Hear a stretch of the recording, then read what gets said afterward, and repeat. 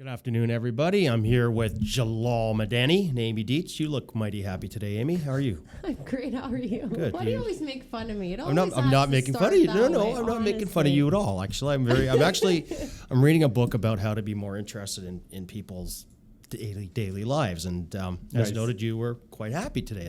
Was it your commute in this morning? Yeah, my commute was fabulous. Was it? Did you encounter any? Tell us. I was delayed. My flight was delayed yesterday. Ooh. Was none too fun. But we're here. We're excited to talk about our new topic. Did you encounter any escalators on the way in today? Well, that's enough. That's enough. What are we talking about again today? Okay, you want to know what we're talking about? What? Sean's kind of acting like one right now. Teenagers. Oh, God. My favorite topic. Save me here, guys. Save me.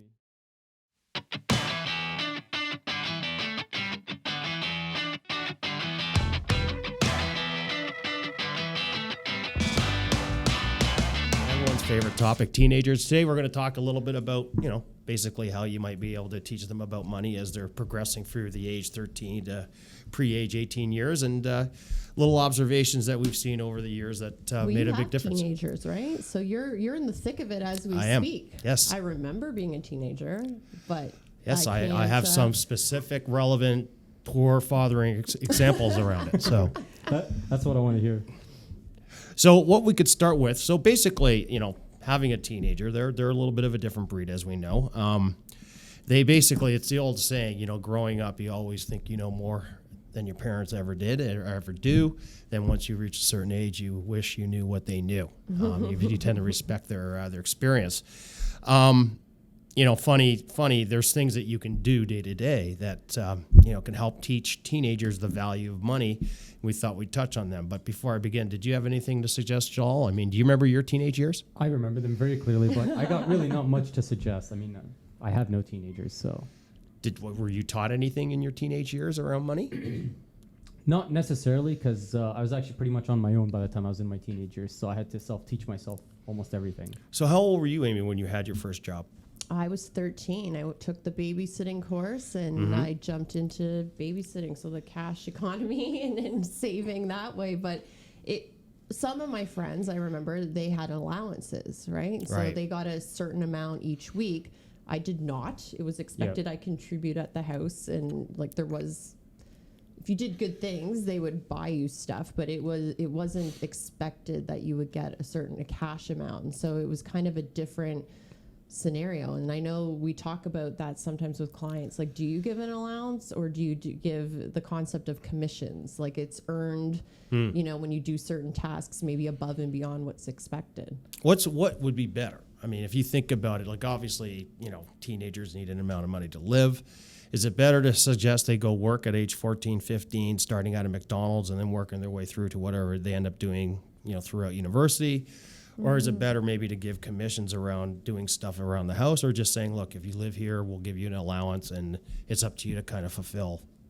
I think there's a lot of value, even if they do, like, say, going over to the neighbors to, like, shovel their driveway. Like, not only is there the earning the money part, but it's also getting experience, like, dealing with a different adult outside of your parents, right? Learning that sort of responsibility and how to communicate with others. I think there's a lot of value in that. Do you see, let me ask you this, like, a lot of children, now this is actually mandated in high school. It wasn't when we were younger, but you're required to do a certain amount of volunteer hours to qualify for your high school diploma. You have one of those, right, Jalal? I think so. Okay. So today, to get a high school diploma, you need to show 40 hours of volunteer work. And of course, when you're doing volunteer work, you don't get paid. How do you handle that? Well, I think it's understanding a part of giving back too, right? So it's not all about cash all the time. It's about giving back to your community and also learning that value too at the same time. And why is that value important? Like if I'm a teenager, I'm trying to work my way through a myriad of issues I'm dealing with, puberty being one of them, but also the world in general is a scary place, and you're learning that at a fast rate these days. Why is learning that volunteerism is an important thing in one's life? Well, I think the whole concept of giving back, because if you think about their concept of money, like, I think from my perspective, when I was a kid, you just kind of looked around at your peers in school, like what they had and what they didn't have, and kind of reflected on what you had. But if you think about social media, how it's in their face constantly, like this hyper, sensitive, look at this person, they've got this and that, everybody's showing off these really glamorous, at times lifestyles, you kind of lose touch with what money is and how do you earn it and how do you get it and where do you spend it, right? So I think the whole idea of volunteering is kind of bring you back down to earth a little bit and be a little more grounded and what's really valuable here. Is it the new shoes or the new whatever the Kardashians or have, or it gets a little ridiculous, I think. Well, and the good news is that's going to be enforced on a lot of teenagers as they progress, at least in Ontario, as they progress through their high school diploma. When should you start teaching somebody about the value of money? And I'll give you a small example. And I was late to the game on this, but the other day, especially with inflation and food prices and so forth, we were buying some food for my daughter to go to university, and I went shopping with her, and we're going up and down the aisle. And I'm a very conscientious shopper, always have been. I look for deals, flyer items, and all sorts of different pricing, multiple pricing or multiple product buying pricing and so on and so forth. How old should you be showing your children, how to go to the grocery store and purchase properly? Well, I think if you listen to our previous one where we're talking about little kids, like as soon as you can, right? They're observing, right? So if you're used to seeing your parent bargain shop, my mother was very much into the flyers. She'd make a list of like where the deals were for the week, and I remember picking that up and thinking, you're right, like why would I pay this versus if I could go here I could save a few bucks. Like it adds up over time. So you start to pick up those little behaviors and tips and tricks, and again, you might not even realize that your kids are observing you. So that's a really important part, to be mindful of your own self, but also think about just the kids in general when you're communicating with them. Like getting them ready for university is a really good, time to talk about budgeting, because they're now going to be on their own. They're going to have, they might be on a meal plan, they might not. What does that look like? How do they manage that? I think is a really timely conversation to get them involved. I was out for lunch with some young mentees, part of the firm's mentorship program. And a lot of them, I was really shocked, like they don't have credit cards because their parents have said no credit cards, no. Some of and it was like, that was very foreign to them. And I think teaching people, like sometimes a credit card, you add up points and there's some benefits, but I think getting them to self-control using that credit card would be important, because at some point they will get a credit card. And you want to make sure that they know how to use it and what the pitfalls are. So instead of saying don't have one, it's how do you teach them to use things like that responsibly? Well, and I think too, one concept that teenagers don't understand, and this is something I've noticed with even my daughter and their friends, and it's not, their parents being derelict. I think it's just the nature of their existence, is that they don't understand that when you spend $1, it's gone. Yeah. It's never coming back. Yeah. So if you go out and buy those shoes we talked on the last broadcast about, the Yeezys, and you spend $600 on these things, that $600 is never coming back. Yeah. But your Instagram followers are going to go up. And maybe that's an important byproduct. I don't know. Is that a thing? If you had a job, right? So even just like having a part-time job of some sort in some capacity, you can then say like, how many hours does it take to get whatever the item is, right? It becomes like a real tangible thing that you can put your mind around, and it's like, oh, that's like a week's worth of work, dude. Is it really worth it? Like my first job, for example, I think I was getting paid, this was back in 2003 in BC, so I think minimum wage was like $5.50 or $6. Yeah. So that's how much I was getting paid. My first job was at a gas station, at a Mohawk gas station, and I remember like sometimes, obviously I still wanted to spend money and everything, but that's exactly how I'd calculate it. Like if I wanted to buy this, that's like 3 weeks worth of work. Right. You know what I mean? So sometimes that's how I would calculate it or justify it in my head not to buy something. Yeah. Other times it was because I was lazy to go to the store and shop. Yeah. But that's exactly how I would calculate it. It's an interesting notion, right? Because a lot of when you're older, including most of our clients, you've kind of achieved a certain station in life where it doesn't take you 3 weeks to go and save up to buy a pair of shoes. Right. And in many cases, within reason, you can likely purchase what you want because you have the income or the economic thrust to do so. Right.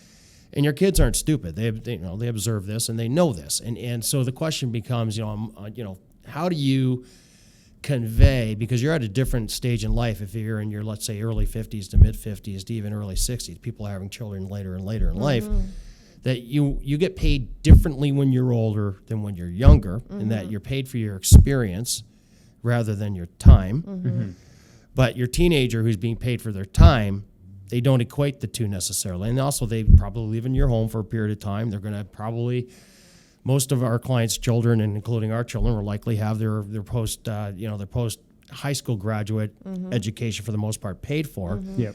How do you communicate to them the values? It was the old Sam Walton curse, the values that made you kind of, let's say, wealthier than you might have thought when you're a teenager, to them, so that they don't lose the value of hard work. Well, I think that just on that, the post-secondary thing, you're right. Like today, a lot of parents, they feel they're expected to pay for that now, right? Because it is kind of this expected thing. When you graduate, you got to have that degree now, right? So, and now it almost seems as if that's not enough. Now you need the graduate degree on top of that. So it's a lot of parents come to us, and when we're talking about planning, that is in their plan. Like, yes, we are footing the bill for that, and that's fine, and that's a great goal. But I think if you can even encourage your kids to like contribute in some sort of way, I think it can be quite helpful. Because when you say contribute to what? Like, like for example, the RESP, the Education Savings Plan that the government has available, where you can collect the grant. If you can get your kids even just to save in a small way, or even to understand, get them kind of involved in this is how much it's going to cost to go to school.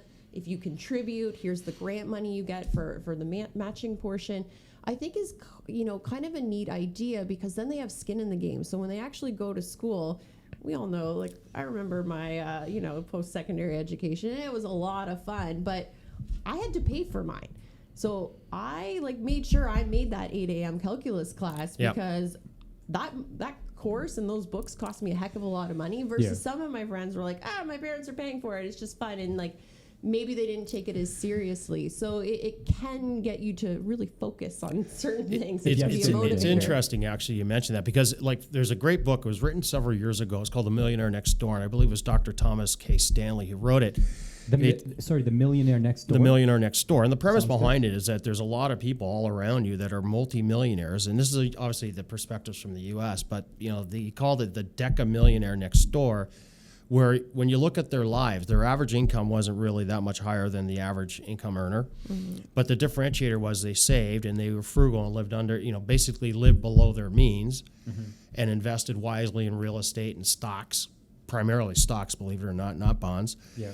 And they basically accumulated a sizable net worth relative to what they were able to earn throughout their life. But one of the concepts he talked about was called economic outpatient care.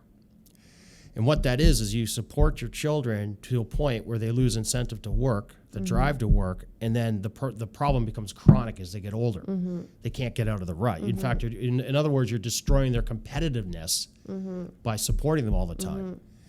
And it brings to me, I was thinking about this concept or this podcast earlier this morning, and I thought about Shaquille O'Neal. One time he was on the Today Show, and he was being interviewed, and Shaquille O'Neal's a pretty funny guy. For anyone that's ever seen him do either a basketball broadcast or anything like that. And they asked him how his children were so well grounded given the level of success Shaquille O'Neal's achieved over his life. I think he's made as much money in business as he's made in basketball, and he made a fortune in basketball. Right. If not more, yeah. He's something else. And he basically said, well, I basically look my children in the eye and I say, I'm rich, we're not rich. I like that. He said that. And the other thing he said later on in the interview was, if you want my cheese, 3 degrees. 3 degrees. Education. Education, right? So he's because I believe he has an MBA from the University of Phoenix or something like that. But the bottom line is, if you want to be an inheritor of mine, you better deliver. So he provided some incentive. Yeah. And I'm hearing, some of my clients. I was speaking with a gentleman we've been working with for a long, long time. A wonderful guy, talking about how he works with his grandchildren. And one of the things he says, because and this is true, you want to pursue what you want in life or what you want in university, you want to enjoy it, but equally you want to have a pragmatic or practical aspect to it. And so what he is doing is saying, look, I appreciate if you want to learn social studies or you want to learn the arts or whatever may have you, but there's also an aspect of life which you need to understand business. So if you take these business courses, I will cover half or all of each business course Oh, you that's a take. great incentive. And so his oldest granddaughter is going to Western, and she basically forced in, I think, 40% of her courses as business because of that incentive, which is quite interesting. Right. Yeah. That's a great incentive. Yeah. That's pretty great. Yeah. I don't know, like, obviously, I'm no Shaquille O'Neal, but you know, I have my Definitely not in height. ouch. But like, I definitely have my critiques of how I see parents, how they treat their financially treat their teenagers. But I'm not really in a position to give my 2 cents. But something you said, you said something along the lines of that you don't want to support them financially to the point where they just can't get out of it, right? But the other side of that is if you support them too, if you stop your support, for example, or you minimize your support too early, I feel like there could be some kind of maybe grudge against their parents, because they will see their peers at the same time who are getting things from their parents, right? And support from their parents that they themselves are not getting. Well, and I think as Right, parents, so you want to help your children. I think the especially golden if question is you that balance. Like Yeah, that's it is where a a lot of balance. parenting, I think that's where a lot of parents, I think, get it wrong. It is a tough balance to make It sure that is. you don't make your kids spoiled, right? You don't want to spoil them for sure, but at the same time, you also want them to feel that they can make mistakes in life, and that you are there for them. You're there to support them, What's whether the saying you financially or always whatnot. say? Well, I was just going to say, you want to create a safety net, Right. not a safety hammock. What's the difference? Safety net, not a hammock. safety Well, net, hammock, net. you're relaxed and hanging Sleeping out, with a Mai Tai in easygoing. your right So hand. It's a safety net. You're there to catch them if they fall. I like that. Safety net, not a safety hammock. It's not a okay, I hammock. like that. And that's the balancing act. So, of course, if you have the means, you do not want to be casting your children into the deep end too soon, Yeah. but not too late either. And it's a bit of a balancing Yeah, act. and it's Yeah, not going to and- be perfect, and we And all I think know we that. can, and I think we can agree that it cannot be too general of a statement, because like different teenagers have different thoughts. Like you can't treat all the teenagers exactly the same. Yeah. But it's a tough question, like I said. Like Well, that's why it's teenagers. it's the golden question. Sorry, go ahead. That's why teenagers are the enigma that they are. And Well, it's ti- a lot to cover in this session, and I know we've got another one geared up for the teenager, because For sure. there's another stage of teenagers where there's a little bit more we can talk about. And well, then do it next sand time. through the hourglass. Our time has come to an end. Goodbye, everyone.